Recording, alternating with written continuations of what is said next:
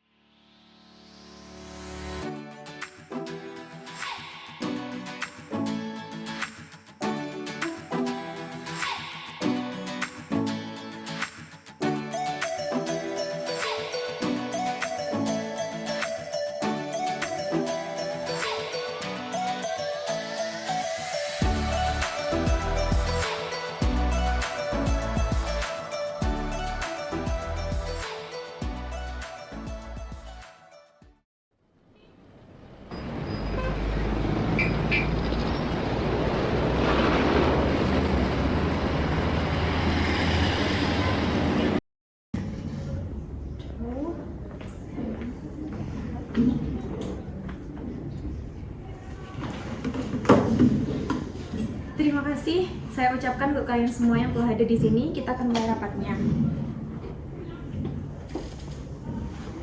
Seperti yang kalian tahu sendiri bahwa perusahaan kita sedang dalam masa krisis dan penjualan juga terus menurun, keuangan juga semakin berantakan, dan ini merupakan salah satu masalah yang besar di perusahaan ini. Salah satunya ada salah satu solusi untuk mengatasi ini, yaitu dengan pengurangan karyawan. Tapi Bu, bagaimana dengan kami yang telah bekerja keras selama ini? Saya tahu ini memang bukan keputusan yang besar dan ini merupakan keputusan yang sulit bagi perusahaan juga. Dan saya juga tahu karyawan di sini juga udah bekerja mendedikasikan semuanya untuk perusahaan ini. Tapi ya memang ini benar-benar keputusan yang sulit dan memang ini langkahnya yang harus diambil, yaitu dengan pengurangan jumlah karyawan itu. Aduh, siapa yang kena PHK? Jangan-jangan saya. Oke, rapat kita telah akhiri. Nanti 2 hari ke depan saya akan memutuskan, beritahu kalian siapa yang akan di-PHK dari perusahaan ini. Oke, Bu. Sekian, selamat siang semua. Siang Bu.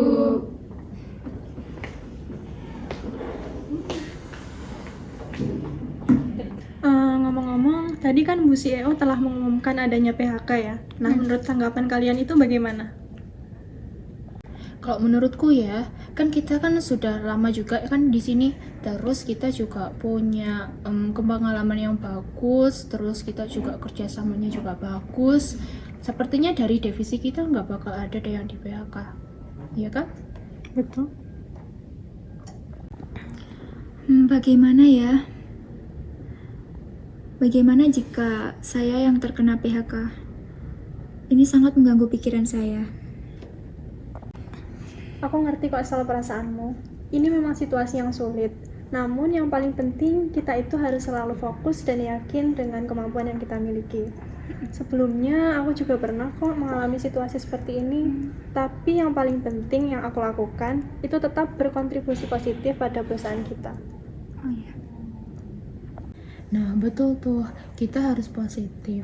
Terus, kita juga bisa melakukan improvisasi sehingga produktivitas kita itu menjadi lebih baik. Dan kita kan bisa saling membantu, ya kan? Kita bisa saling membantu untuk melakukan kerja tugas kita juga, ya kan? Iya benar itu Rizky. Tapi di sini saya masih merasa OVT gitu. Kira-kira Ibu CEO menentukan dari kriteria apa ya? Kinerja apa itu? Terus kemudian saya di sini juga belum banyak pengalaman seperti Zulfa dan belum punya banyak motivasi ataupun semangat yang tinggi seperti kamu Rizky. Pengalaman memang penting, Sal. Tapi yang paling penting itu kita harus tetap semangat dan kerja keras untuk perusahaan kita. Nah, aku yakin kok kita pasti nggak akan kena PHK. Kan seperti yang telah dijelaskan oleh Kak Zulfa kan ya, kita harus positif. Kemudian kita harus juga bekerja keras ya kan. Jadi jangan sampai kita overthinking ya kan. Terutama kan kita ada Kak Zulfa, dia punya pengalaman yang banyak, kita bisa belajar dari dia ya kan. Ya, jangan khawatir. Kalian benar Zulfa, Rizky. Selanjutnya saya akan tetap berpikir positif dan tetap semangat, serta fokus pada pekerjaan saya. Semoga kita kedepannya akan baik-baik saja. Nah, gitu dong Sal, semangat. Kita pasti bisa kok kalau bareng-bareng, ya kan, Des? Iya, udah yuk. Sedih-sedihnya kita ke kantin aja. Yuk.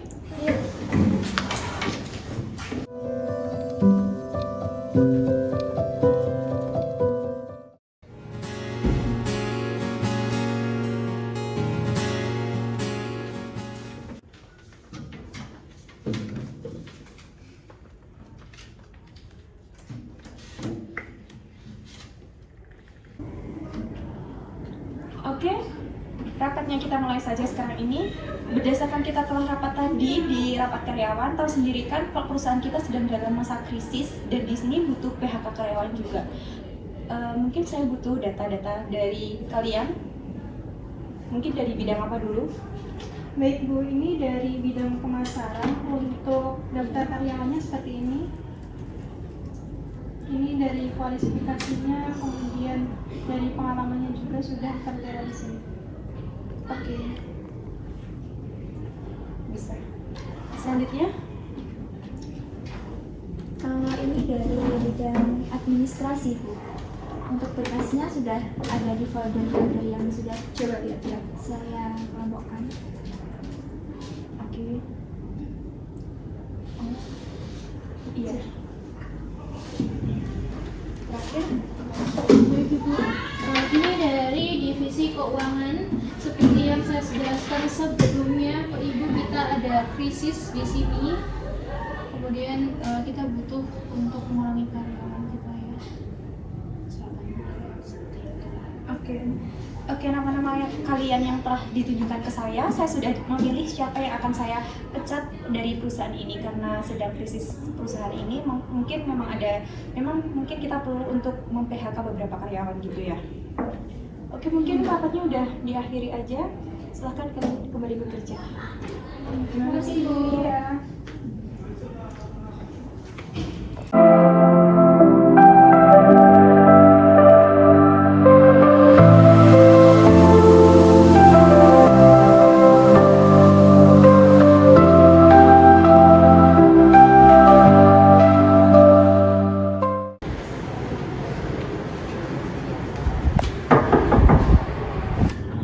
Permisi, Bu. Silahkan duduk. Baik, Bu, terima kasih. Permisi, Bu, saya izin meminta tanda tangan untuk keperluan rapat minggu depan. Ini untuk berkasnya, mungkin bisa Ibu cek terlebih dahulu. Oke, saya cek dulu ya. Ini untuk anggarannya sudah ada ya untuk rapat minggu depan. Ya, sudah, Bu, di sini. Oke, saya tanda tangan di sini ya. Baik, Bu, terima kasih. Oh ya, saya izin ngasih tahu dulu ke kamu. Nanti tolong sampaikan ke Rizky sama Zulfa untuk datang ke ruangan saya pada pukul 9 ya. Oh ya, baik, Bu, saya akan sampaikan. Ya, silakan keluar sudah.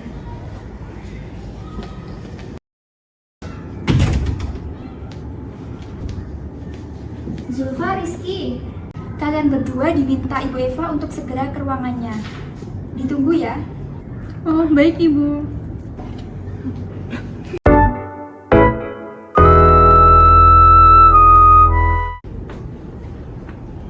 Permisi Ibu. Ya, silakan duduk. Terima kasih kalian berdua sudah datang ke ruangan saya. Saya ingin mengucapkan beberapa kata untuk tentang keputusan yang saya pertimbangkan. Kalian tahu sendiri bahwa perusahaan kita sedang berada di masa krisis dan saya perlu memecat beberapa karyawan yang bekerja di perusahaan ini.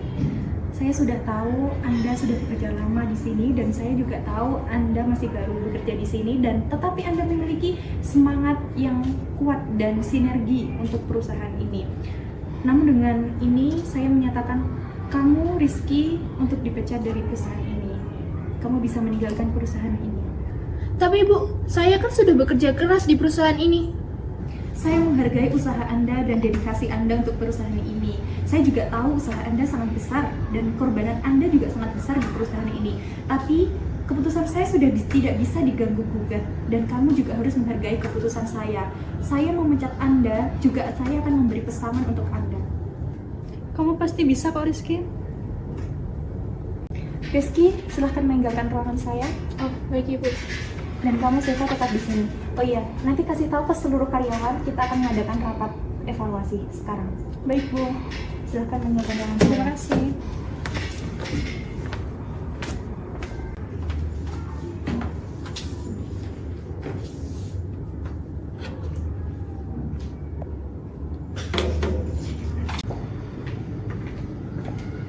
Silakan, Bu Eva. Oke. Kalian semua adalah bagian penting dari perusahaan ini. Saya butuh dedikasi dan kreativitas kalian untuk pemulihan perusahaan ini dari masa-masa kritis. Baik, Bu. Kami akan berusaha semaksimal mungkin dan mencurahkan segala dedikasi kami untuk perusahaan ini supaya krisis yang sedang terjadi itu cepat terselesaikan. Tapi Bu, bagaimana kita bisa yakin perusahaan kita akan baik-baik saja dengan jumlah karyawan yang semakin sedikit, ditambah lagi keadaan perusahaan sedang mengalami krisis? Saya yakin dan percaya bahwa tim ini bisa membangkitkan kesuksesan perusahaan dari masa-masa krisis. Karena kalian di sini merupakan sebagai solusi dari krisisnya perusahaan. Baik Bu, kami akan mencurahkan waktu dan tenaga kami untuk mendukung kesejahteraan perusahaan kita tercinta ini. Semoga kita segera bangkit dari krisis dan rapat hari ini kita cukupkan. Baik, Bu. Kita pasti bisa melewati ini. Iya, aku yakin. Semangat. Semangat. Pemimpin yang otoriter dan karismatik memiliki ciri khas yang mencolok dalam cara memimpin. Pemimpin cenderung mengambil keputusan secara unilateral, mengontrol arah organisasi dengan tegas, dan memegang kendali penuh atas tim. Namun, karisma mereka memungkinkan mereka untuk menginspirasi dan memotivasi karyawan, menciptakan rasa loyalitas dan semangat di antara pengikutnya. Adapun kelebihan dari pemimpin yang otoriter dan karismatik: 1. Keputusan cepat. Kemampuan untuk membuat keputusan secara cepat dan tegas membantu organisasi tetap fokus dan efisien dalam situasi krisis. 2. Motivasi tinggi. Karisma pemimpin dapat menciptakan ikatan emosional yang kuat dengan karyawan, meningkatkan motivasi dan keterlibatan. Sedangkan kekurangan dari pemimpin yang otoriter dan karismatik: 1. Ketidakpuasan karyawan. Pendekatan otoriter dapat menimbulkan ketidakpuasan dan rasa frustasi di kalangan karyawan yang merasa tidak memiliki suara dalam pengambilan keputusan. 2. Risiko ketergantungan. Tim mungkin menjadi terlalu bergantung pada pemimpin yang dapat menghambat inovasi dan inisiatif individu. Secara keseluruhan, pemimpin yang otoriter dan karismatik dapat membawa organisasi ke arah yang jelas. Tetapi, jika tidak diimbangi dengan keterlibatan karyawan, hal ini bisa mengakibatkan masalah jangka panjang dalam budaya organisasi.